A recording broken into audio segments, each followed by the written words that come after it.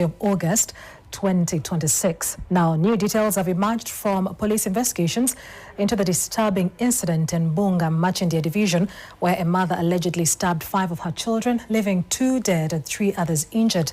Police say the suspect, who is also the mother of the children, has in her statement cited domestic violence as one of the factors that may have prompted her actions. Meanwhile, fresh allegations have emerged at the Uganda Human Rights Commission, with former Secretary and Accounting Officer Margaret Ejang accusing Commission Chairperson Mariam Wangadia of forcing her to pay 5 million shillings in honoraria despite already being a salaried employee of the Commission. Now we bring you details of these stories and more in tonight's newscast, but first, the day's top stories. NTV Weekend Edition. Brought to you by DFCU. Going further together.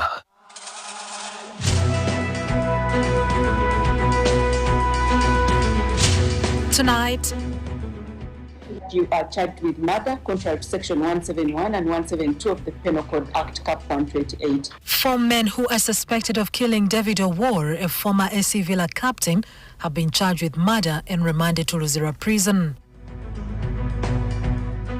A woman who is suspected of stabbing her 5 children yesterday in Bunga, Kampala, killing 2 and injuring 3, has told police that the heinous act that left her hospitalized under police watch was triggered by domestic violence. The cause of the incident is because of domestic wrangles.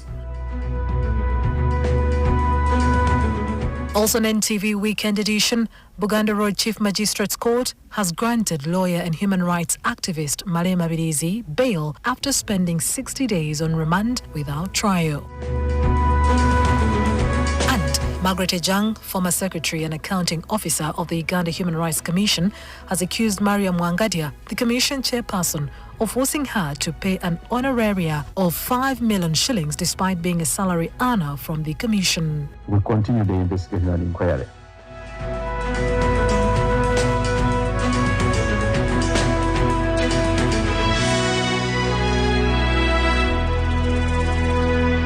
DFCU. Going further together. You are watching NTV Weekend Edition.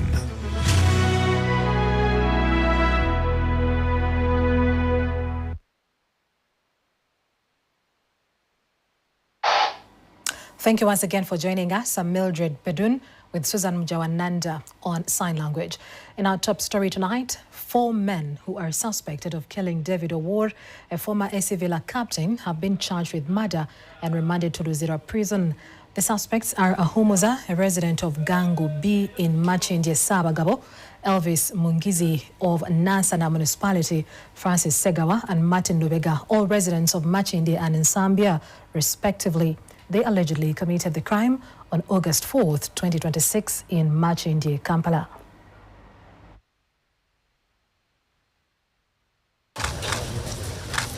Four individuals who are suspected of killing David Owuor, a former SC Villa captain, have been charged with murder and remanded to Luzira prison. The suspects are Ahumuza, a resident of Gangu B in Machindye Sabagabo, Elvis Minguzi of Nansana Municipality, Francis Segawa and Martin Lubega, all residents of Machindye and Nsambya respectively.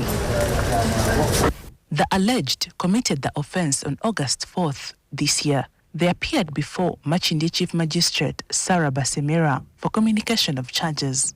You are charged with murder contrary to Section 171 and 172 of the Penal Code Act, Cap 128. It is alleged that Ahumuza David, Munguchu Elvis alias Sadiq Emmanuel, Commander, Segawa Francis, Lubega Martin and others still at large on the 4th day of August 2026 at Dubai Zone, Machindye Division in the Kampala District with malice aforethought, you unlawfully killed Owuor David. Police arrested the 4 suspects after tracing and hauling a second-hand gadget selling shop in which Owuor's mobile phone, an iPhone 14 Pro Max, was recovered. Prosecution alleges that the suspects used force to rob Owuor of his 2 mobile phones and a bag containing personal items before causing his death. Owuor was allegedly attacked near his home in Dubai Zone, Machindye Division, and later succumbed to injuries at Case Clinic in Kampala.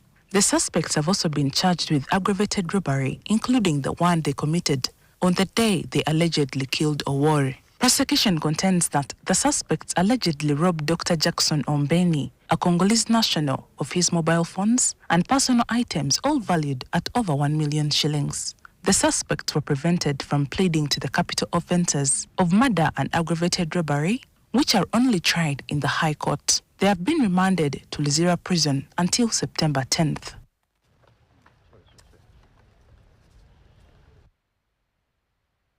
Relatedly, police is still investigating case of murder, attempted murder and arson that happened yesterday in Bunga, Machindia Division, Kampala District. Speaking to the spokesperson of Kampala Metropolitan, Rachel Kawala said the suspect, who also doubles as the mother, gave her statement fronting domestic violence as one that prompted her, although investigations are still underway. Yesterday, residents of Bunga in Machindia Division, Kampala District, woke up on sad news of a mother who allegedly stabbed her 5 children before injuring herself in what police suspect was an attempted suicide. 2 of the children, including a 14-year-old and a 7-year-old, succumbed to the injuries, while the other 3 children and their mother remain hospitalized at Mulago. Rachel Kawala, Kampala Metropolitan Police spokesperson, indicated that the investigations are still underway despite getting a statement from the mother, identified as Dorothy Namayo, 43-year-old Kenyan national. The survivors are still getting treatment. We hope for the best. For the suspect, we have so far recorded her statement.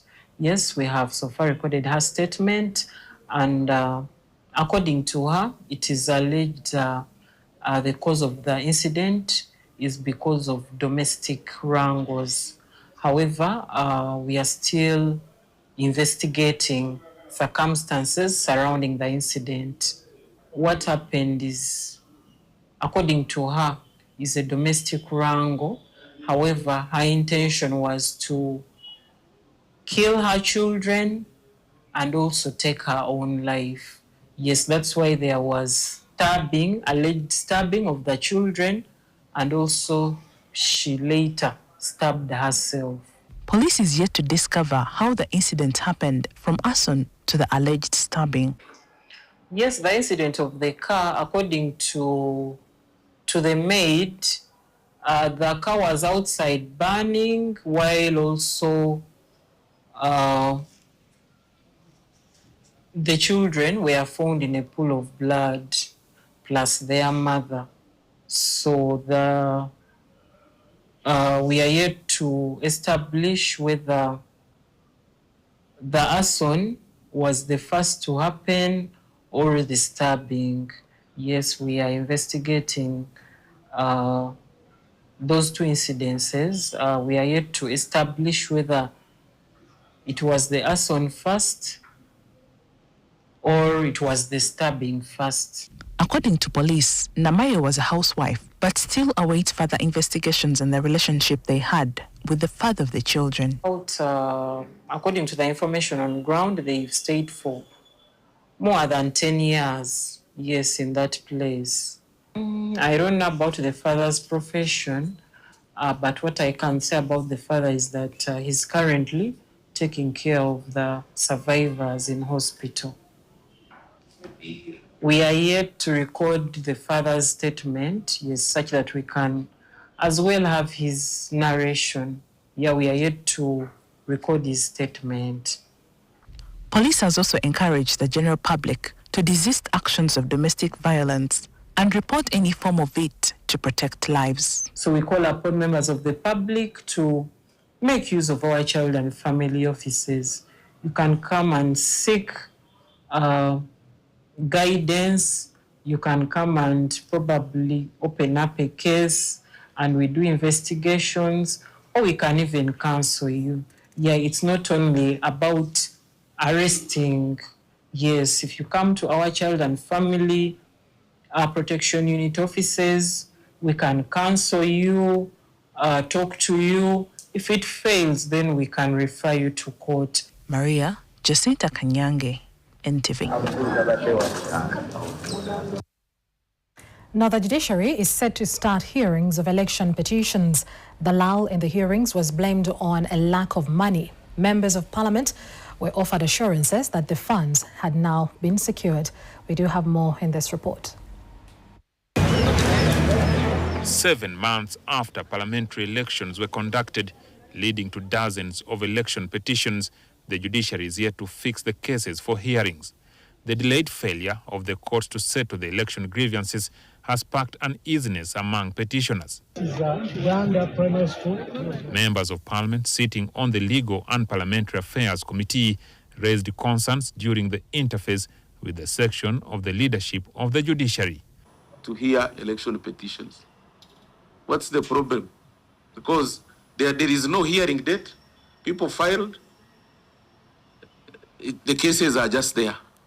Why can't there be at least, maybe a status update?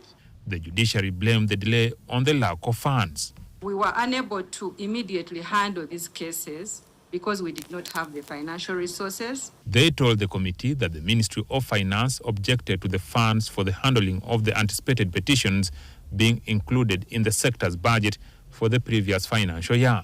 During planning and budgeting, we had budgeted based on what the previous experiences.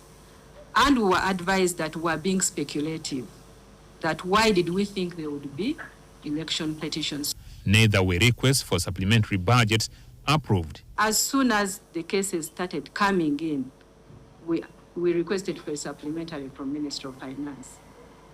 We didn't get a response immediately, and we wrote again to indicate the statutory provisions, the dilemma we're going to be in if they didn't release the supplementary in time. However, they told the committee that the funds had now been secured, setting in motion the plans to commence the hearings. Now, we hadn't even budgeted for this in the new financial year, so we're advised to plan within and reallocate. So we have since done that, and now we have the resources to proceed. The MPs raised concerns about the denial of bail. They criticized judicial officers who are treating the bail guidelines as the constitution, which has become another trap for corruption in the judiciary. That the consistency seems to be in denial, and then on some of the reasons that are granted, they don't follow through to them, that maybe you said you are denying, but the case should be heard, and the case has not been fixed. You try to apply for bail there, the magistrates especially, they refuse. They send you. Now, in between there, negotiations happen, and now when you come back, you are given bail. I'm talking about the corruption in bail when they're giving out bail. They demanded that where bail has been denied, the cases should be fixed for speedy hearing. When we don't allow a person to get out on bail, it is important that we fix those matters as fast as possible for hearing. Again, it is also dependent on the volume of work at that particular station. Also, the MPs were critical of the existing acrimonious relationship between the bar and the bench. The leadership of the Uganda Law Society has since found itself blocked from active participation in activities of the judiciary in a departure from tradition. The president of the society, Isaac Semakade, has never returned to the country since he was sentenced to serve a 2-year prison term after the former High Court Judge Musa Sekana found him guilty of contempt of court. The Law Society is not represented at the Judicial Service Commission. That means in recruitment, views of the lawyers are not taken in. The president of the Uganda Law Society no longer has space even to speak on the lawyer, on the opening of the new lawyer. That's really one of the issues that we are raising. Chair, I request that we reserve this to be presented to our top leadership when you interact with them. The top leadership of the judiciary is expected to respond to the matter during the next interface in September. Jackson Onyango, NTV. On them, and also now, the Uganda Communications Commission is engaging judicial officers on the handling of cybercrime cases and digital evidence months after the Constitutional Court nullified the Computer Misuse Amendment Act. We do have more in this report.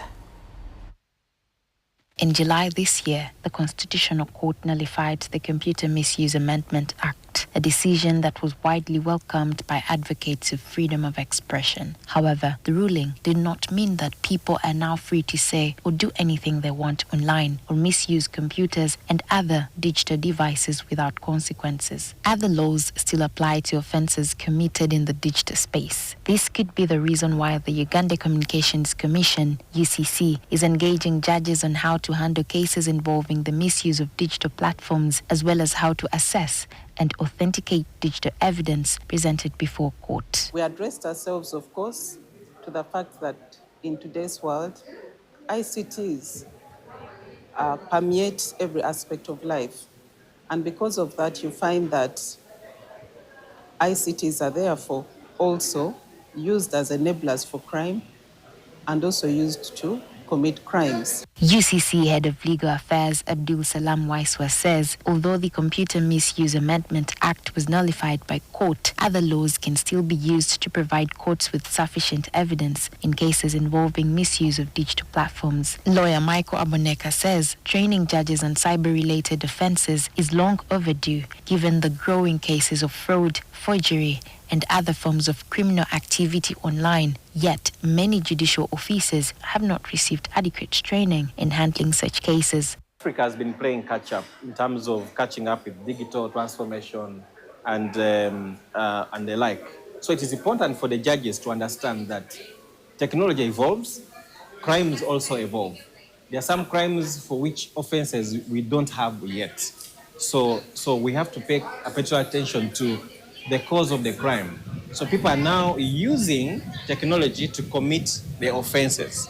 People are using technology to commit murder.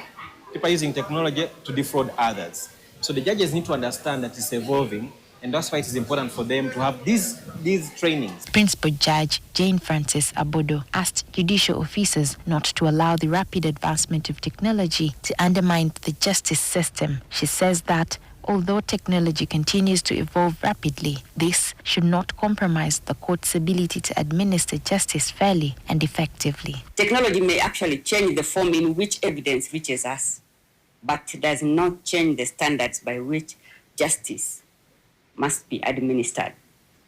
We must continue to insist upon fairness, legality, authenticity, reliability, due process, and of course, protection of fundamental rights. The engagement is intended to strengthen the judiciary's understanding of emerging digital crimes and improve the handling and assessment of electronic evidence in court. Still in court, the Buganda Road Chief Magistrates Court has granted lawyer and human rights activist Male Mabirizi bail after spending 60 days on remand without trial.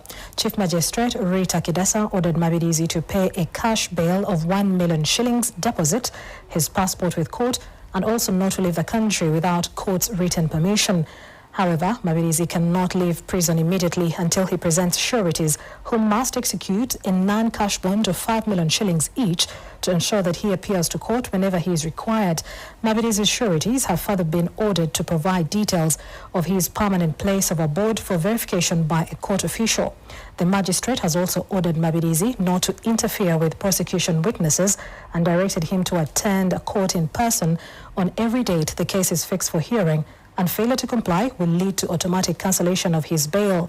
Mabirizi is facing 3 charges arising from a TikTok publication allegedly targeting Chief Justice Flavian Zeja and Court of Appeal and Constitutional Court Justice Musa Sekana, whom he accuses of being corrupt and fraudulent. Court based its decision on Article 23, Clause 6 of the Constitution, which mandates the release on bail of an accused person who has spent more than 60 days on remand without trial on a crime that is not capital in nature. However, court declined Mabirizi's request to have the case dismissed because complainants have failed to appear in court. According to court, prosecution of criminal charges is conducted by the Director of Public Prosecutions and not complainants.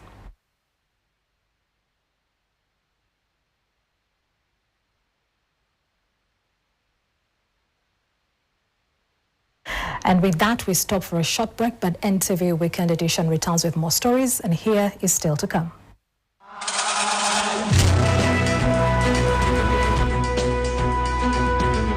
Still to come, For sure, we always want to expand more. The Embassy of the Kingdom of Netherlands has offered an additional 8 billion shillings into a credit fund targeting one of the biggest challenges facing smallholder farmers, that is access to affordable long-term financing. And in sport, Elijah Lutu has shot into day one lead of the Uganda Seniors Open Golf Championship after playing level at the Par 72 Kitante golf course.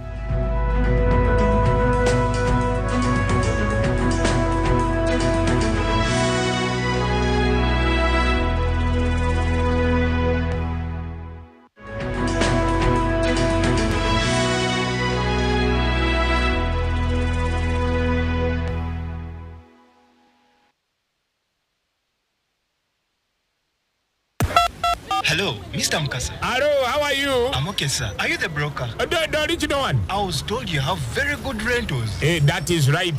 How many bedrooms do you want? I want 3 bedrooms. Okay, did I tell you of the price? Yes, of course. 500,000. No. This side, the salary went a bit high. Why?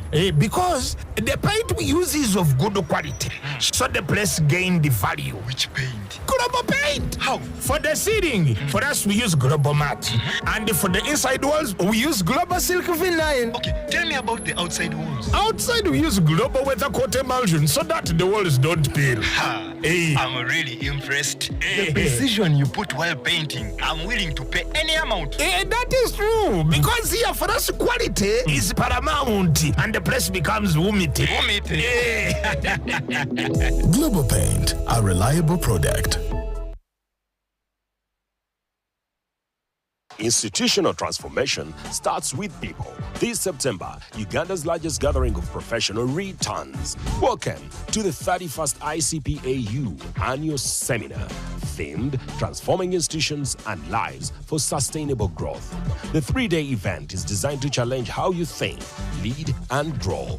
Discover how AI is reshaping institutions. Discover how to build sustainable investments and generational wealth. It's more than a seminar. It's an opportunity to learn, connect, and transform. Join us from the 2nd to the 4th of September at the Imperial Resort Beach Hotel, NTV, or join us online. For fees and registration, visit www.icpau.co.ug.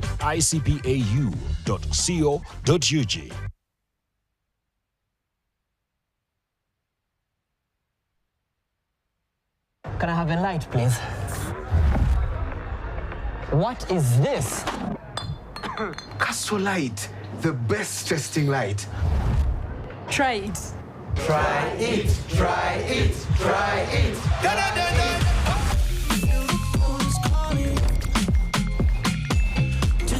Guys, look at this post.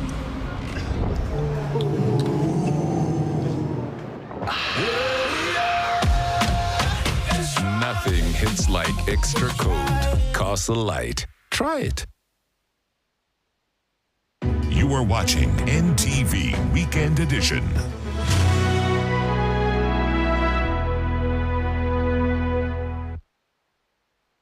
Welcome back and thank you for keeping it NTV. Continuing with NTV Weekend Edition, Margaret Ejang, former Secretary and Accounting Officer of the Uganda Human Rights Commission, has accused Mariam Wangadia, the Commission chairperson, of forcing her to pay an honoraria of 5 million shillings despite being a salary earner from the Commission. Ejang told MPs that when she tried to oppose the instruction, she was accused of being disobedient, which later was among other problems that led to the termination of her contract. Ejang was appearing before the Parliamentary Committee on Commissions, Statutory Authorities and State Enterprises. She told MPs that she refused to appear before the MPs the day the Uganda Human Rights Commission officials interfaced with the lawmakers for fear of her life. Last week, the Parliamentary Committee on Commissions, Statutory Authorities and State Enterprises questioned officials of the Uganda Human Rights Commission on how they spent taxpayers' money in the 2024-2025 financial year. The queries were highlighted in the 2024-2025 Auditor General's report. However, there are queries about 70 million shillings that was spent on procurement of furniture. The money, according to the Auditor General, was diverted from the budget line it was intended for, according to the Uganda Human Rights Commission budget. However, UHRC officials told MPs that Ejang, the then accounting finance officer, could explain how the money was spent. This prompted the committee to summon her. The former Commission Secretary and Accounting Officer Margaret Ejang appeared before the committee today, was expected to appear before the MPs on Monday next week. She, however, wrote to the committee requesting to show up today because she feared for her life. That you kindly allow me to appear before the committee alone and not in company of officials of Uganda Human Rights Commission. This request is based on the fact that I'm still recovering from the immense humiliation, abuse, insults, psychological and emotional torture I was subjected to while I performed the roles of secretary and accounting officer at the commission. That's my letter, and I personally delivered it to the Consulting Secretariat. Ejang accused Human Rights Commission chairperson Mariam Wangadia of forcing her to spend 280 million shillings budgeted for foreign travel, yet only a few commissioners and individuals spent the money on the travel. Was that the rest of the commissioners complained, why are we excluded? Yes. I couldn't answer because the budget as it was prepared, the cost center was the office of the chairperson. So the office of the chairperson. So it was the chairperson to take a decision. To take a decision on who travels. Yes. And when and for what activity. The Human Rights Commission received 10 billion shillings in the financial year in question, which among others was for case management and tribunal sittings. But like Ejang alleges, most of the money was spent on allowances for commission officials and salary enhancement, and when she tried to advise otherwise, her troubles at the commission started. Requesting me to pay X 500,000 facilitation. And I said, look, what is facilitation here? In the chart of accounts, please tell me whether it is fuel refund, sitting allowance, paper presentation, that I should not ask. I should only take it the way it has. Ejang alleged that the money that was supposed to be used for the activities of the commission was deposited on the personal account of Wangadia's personal assistant. As to help her with the accounting officer, who has become very powerful. They passed a resolution also that all funds to the chairperson's office should be paid to the account of the personal assistant on a quarterly basis. Wangadia also allegedly received honorarium payment of 5 million shillings every month, despite earning a salary at the commission. My argument was that members of the commission are full-time members, and there's no way we are going to pay tribunal because they are, we are going to pay honoraria because members are paid a salary. So they could present to you requests as accounting officer yes, that you must approve a particular amount of money. How much was it? Honoraria for chairperson was 5 million. 5 million per sitting per month? Per month. Ejang even shared WhatsApp messages that were allegedly sent to her by Wangadia, directing her to make questionable payments. For candidates to fill the vacant position of chairperson contracts committee, I also need to be updated on how far you have gone to implement the commission decision to delegate certain specific roles to Mukasa Tebuseke and Ms. Pauline Nansamba. Requesting that according to the technology today, we can easily lose that information even in the next 5 minutes if a person discovered that we need it. The committee said it would summon Wangadi and other Human Rights Commission officials to respond to Ejanga's allegations. We have received your position and your clarification. We continue the investigation and inquiry. We shall accord the other parties, the chairperson, the commissioner and clerk. Mwadanku Nyingi, the committee chairperson, called for the protection of witnesses who appear before parliamentary committees. Juma Kiria, NTV. Now, government has warned accounting officers against poor budget execution, misuse of public funds and failure to deliver services to citizens. The warning was issued during a meeting with accounting officers on the execution of the 2026-2027 national budget, where the Ministry of Finance outlined measures aimed at improving budget credibility, discipline and implementation. Shortfall The government is tightening controls around the execution of the 2026/27 budget, with accounting officers being put on notice that every shilling appropriated by Parliament must deliver results. Addressing accounting officers from across the country in Munyonyo, the Permanent Secretary and Secretary to Treasury, Ramadan Gobi, said government is taking measures to address delays in project implementation, improve financial discipline and ensure timely payment of workers. As you know, counterpart funding has been one of the causes of delayed implementation of projects. So the counterpart funding has been centralized under the Treasury Operations Department at the Ministry of Finance, Planning and Economic Development. The Finance Ministry intends to strengthen the payroll and human capital system intended to improve the timeliness of salary and pension payments. All votes should have transitioned to the HCM system by June this year. So salaries must be paid by the 28th of the month on this system, and the pension by 15th of each month. On the parish development model, accounting officers in local governments have been urged to strengthen recovery of funds from the beneficiaries with the grace period for repayment ended. 1.059 trillion shillings allocated for PDM. So we should recover this money through the Wendy application.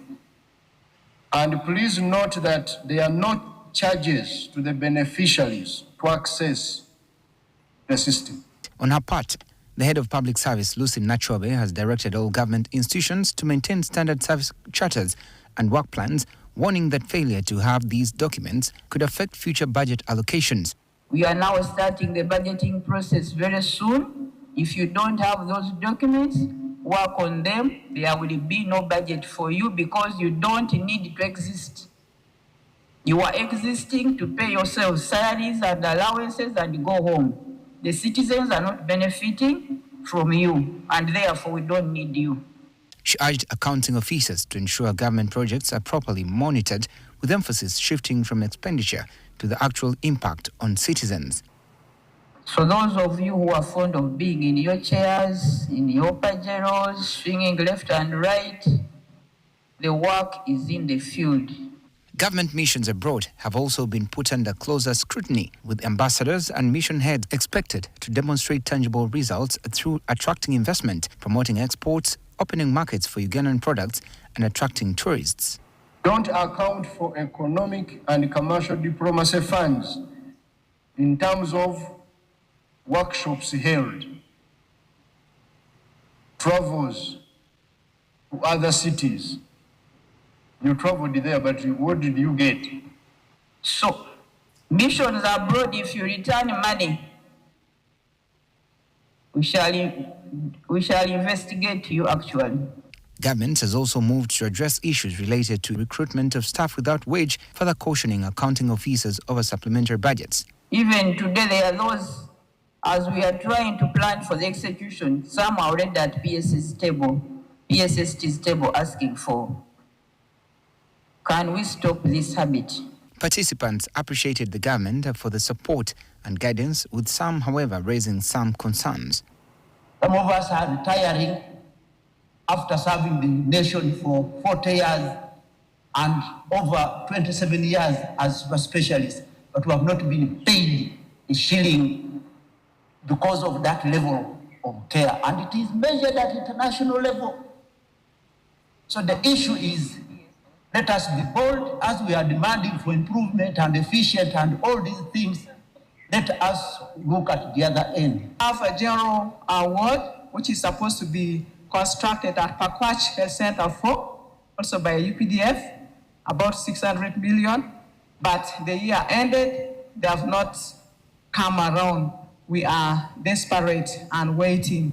As you know, this is Chisanja no sleep, this is Chisanja no corruption, meaning that we must operate with efficiency, high level of efficiency, high level of effectiveness, value for money. The government says the success of this financial year's budget will ultimately be measured not by how much money was released, but by whether the resources translate into quality services and tangible improvements in citizens' lives. I'm Benjamin Jumbe, NTV Weekend Edition. Serve in two places.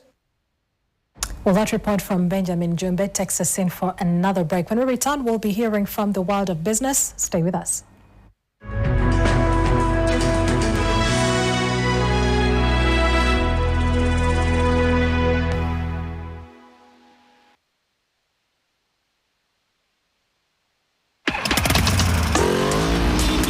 Take a look around, and you'll see everything can be reimagined. Everything rough can be smooth. Everything old can be fresh. Everything can be made vibrant and full of attitude. The world is what you make it, so why not make it yours? Guinness Smooth. Make it yours.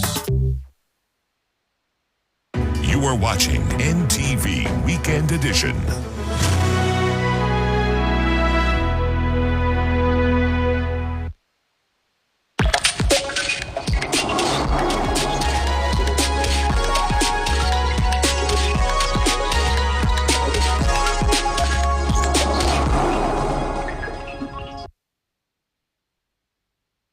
In business, we start off with the Embassy of the Netherlands that has offered an additional 2 million euros, about 8 billion shillings, into a credit fund targeting one of the biggest challenges facing smallholder farmers: access to affordable long-term financing.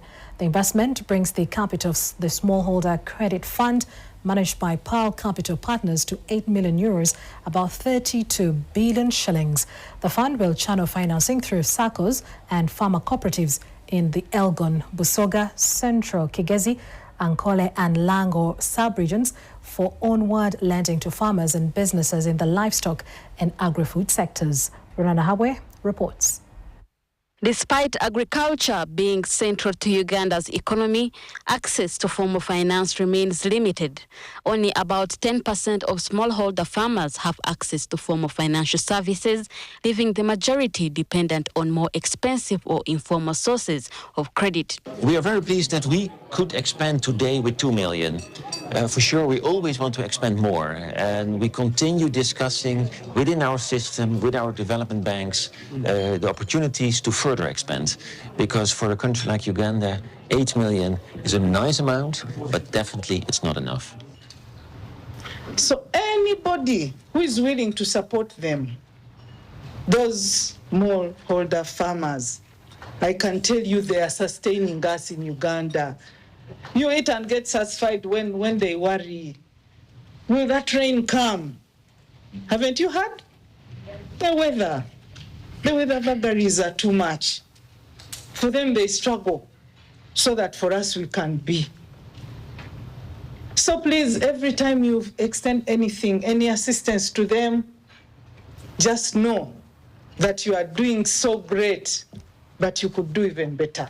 They say the long-term goal is to bring the interest rate down to below 2% per month. We strongly believe that farmers are not stupid. People think they are not clever enough, but we believe that they know what they are doing, but they need to be mentored, they need to have capacity building, and just putting money alone without capacity building and technical assistance does not cut it. You need to be there, you need to be on ground, and you need to work with them. And continuously, we are seeing that we can lower the cost of finance for smallholder farmers through the cooperative model. This agriculture credit targets smallholder farmers in Elgon, Busoga, Central, Kigezi, Ankole, Rwenzori, and Lango regions. Rona Nahabwe, NTV Business. Now, Uganda is chasing a share of the global digital services trade worth $1.57 trillion. But its IT and IT-enabled services exports remain at just $48.5 million a year. Now, as the country looks beyond traditional exports for foreign exchange and jobs, the question is whether policy infrastructure and talent can turn Uganda from a consumer of digital services into a serious exporter. Betty Ndagire brings us more. Uganda is sitting on a growing digital workforce, but it's earning only a fraction of what the continent's technology market can offer. The country currently captures 0.6% of Africa's $9.2 billion IT and IT-enabled services market, while business process outsourcing jobs stand at about 12,000. The ambition is to take those jobs to 150,000 by 2030, but that will depend on whether Uganda can turn its talent into actual export earnings. Well, over the past 5 years of, say, 2019 to about 2024, which is more or less where we are today. So in 2019, we stood at $27.5 million US dollars.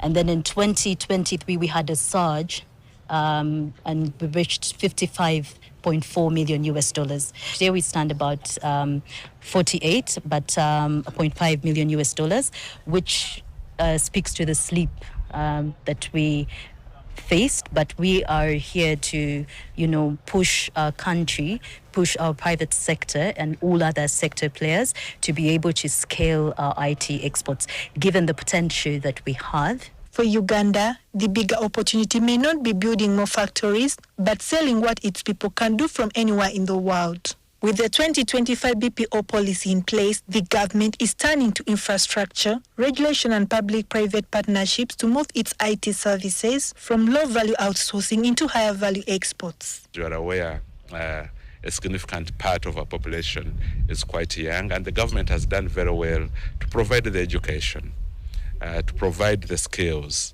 And so we need to train now these young people so that they can become more tech-savvy, get integrated into the global trade. We're looking at BPOs generally, our ability to leverage on them and strengthen them and grow them to be game changers, impactful, but also convert them into tradable opportunities that they can actually bring into our economy. One, we see them as enablers to trade facilitation. So with the IT space as a sector, we can see currently our exports in that space are about $48.5 million US dollars per annum. For Uganda, the digital export race is no longer about potential. It's about how quickly that potential can be converted into global businesses. Betty Ndagire, NTV Business. Now, Uganda's ambition to grow its economy tenfold from about $50 to $500 billion by 2040 is putting a new spotlight on an often overlooked economic asset, the health of its women. With maternal mortality still at 189 deaths per 100,000 live births, Stanbic Bank is committing 200 million shillings annually for the next 10 years to maternal and child health, arguing that saving mothers is not just a social responsibility, but an investment in the workforce and Uganda's future productivity. Let's invite the women, especially young women, are central to Uganda's future workforce and social stability. Yet historical, financial and structural barriers still limit their full participation in economic activity. This vulnerability is most visible in maternal health, where preventable maternal and neonatal deaths remain unacceptable, loss of life and of national productivity.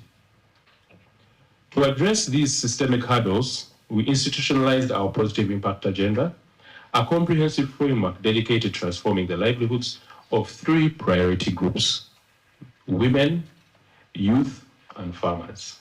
To move from intent to undeniable impact, we pledged in 2025 to mobilize up to 1 trillion by 2028 through our strategic partnerships. And that mobilization is in the form of affording credit to these marginalized groups of individuals. In this country, we still have a lot of mothers walking long distances. We have so many children being delivered without the care they need. And most tragically, so many mothers losing their lives unnecessarily. The majority of these maternal and newborn deaths are preventable. That's the unfortunate part of it. They are preventable.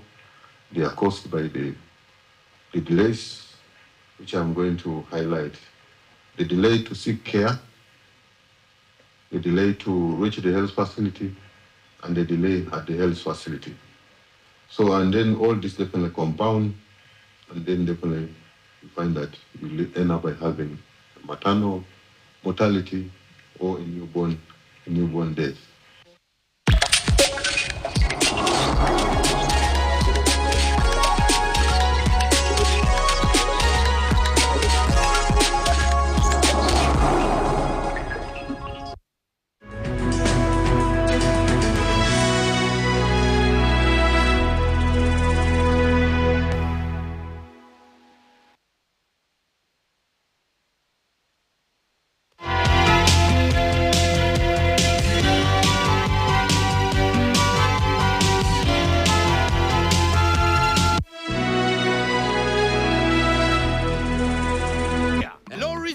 entrance there and their exit there. What is it? So where is the building? Fast, stress-free construction. Get your factory-made buildings in 12 weeks with SafBuild. Order yours now. SafBuild, a quality building solution from Uganda Bati.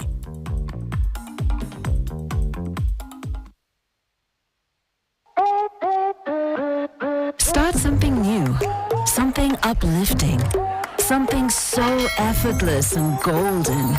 A thirst-quenching burst of sweetness and multi-flavor. So rich and full of memories. It's 100% taste, zero alcohol. Try it, savor it, feel it elevate every moment. Sip after sip, gulp after gulp. After all, life's about turning ordinary thrills into golden chills. Start something malty with the new Evervest Malt Apple and Pineapple. Try the burst of sweetness and malty flavor. It's 100% taste, zero alcohol. Available in a shop or supermarket near you. Evervest Malt. Make every moment golden. Evervest Malt is from the makers of Pepsi Cola in Uganda. You are watching NTV Weekend Edition.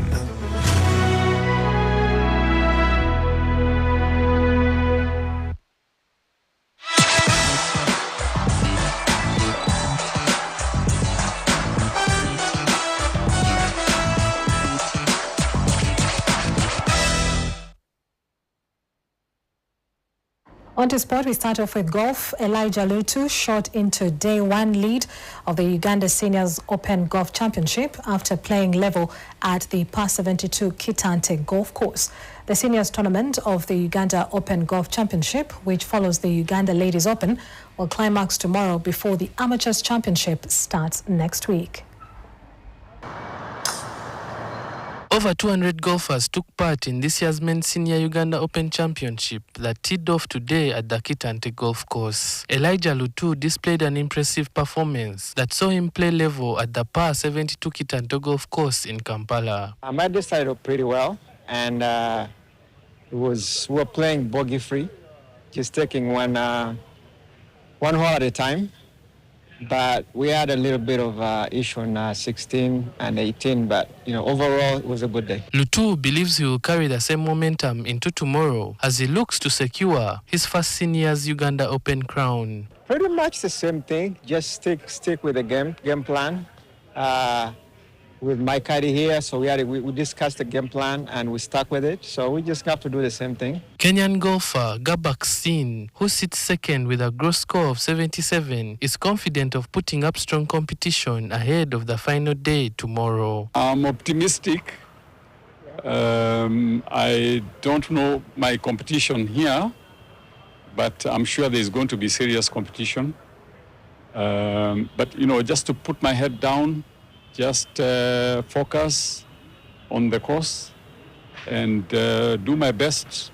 Meanwhile, Catherine Pavi currently leads the women's category after carding a gross score of 85 on day one. Noah Walakira, NTV Sport.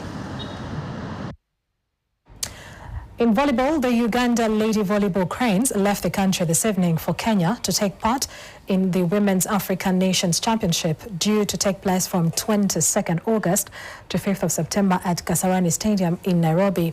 The 14-strong squad will face off with 16 other African nations, with 2028 Olympic qualification and World Volleyball Championship tickets up for grabs. We are really set for the championship because the preparation this time, I should say that it has been one of the longest, one of the best. We have been facilitated well during the training and preparation of the team. I am optimistic that the team is going to do well in Nairobi, because I know at the moment we are going to face off with the cream of Africa, the likes of Kenya, the host, the likes of Egypt and Cameroon. We are set for them. We have watched them play. Technically, we have enriched our team with every technicality that can actually give us what we want. If you see the last tournament we played here in Uganda, which was zone 5, The teams that came, I can't say that they were weak, but you can't compare with them like where we are going to. In motorsport, the inaugural Smoke and Steel East Africa Motorsport event gets underway tomorrow at the Banana Resort Beach in Nyenga Town Council with drivers from Uganda and South Africa facing competition for the top honours. Now 14 crews were confirmed for the championship following today's scrutineering at the event venue.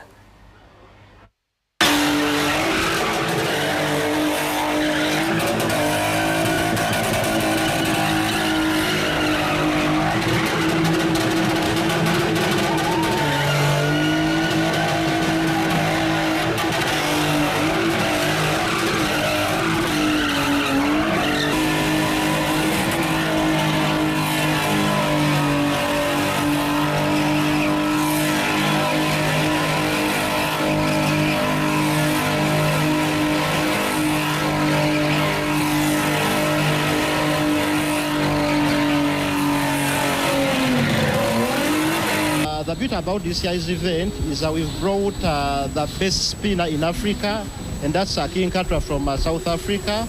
So I call upon all Ugandans to come and be part of this history in the making at Banana Resort Beach. You should expect a very, very, very good performance because we've had a lot of time to prepare for this event. We've done every performance upgrade that we could in our means, and we hope to see you guys. We are here to perform. We want to stop people who making noise there without a car. We want to see performance cars only. Tomorrow we have the Gymkhana. Gymkhana, and then we shall have drifting, and then we shall have the spinning and the go route. Then on Sunday, that's when we are going to have drugs. Again, we do drifting and the spinning.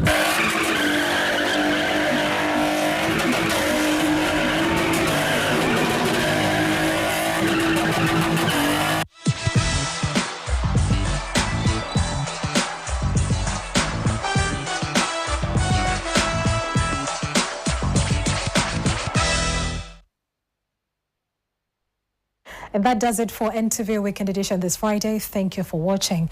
Now, to catch a repeat of the stories that just aired here, feel free to visit our social media platforms, NTV Uganda, with the hashtag NTV News. Also visit our website, ntv.co.ug. I'm Mildred Bedun with Susan Mjawananda on Sign Language. Have yourself a fantastic night.